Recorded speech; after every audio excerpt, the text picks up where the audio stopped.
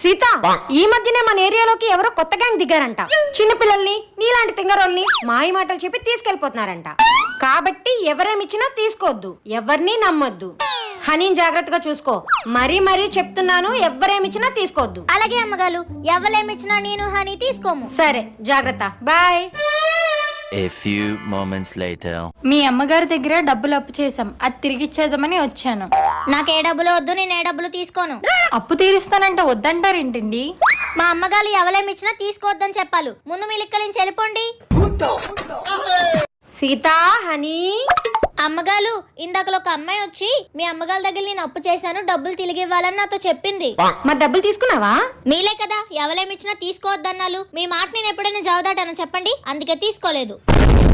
వస్తే సీత, వాళ్ళు నిజంగానే మనకి డబ్బులు ఇవ్వాల్సిన వాళ్ళే.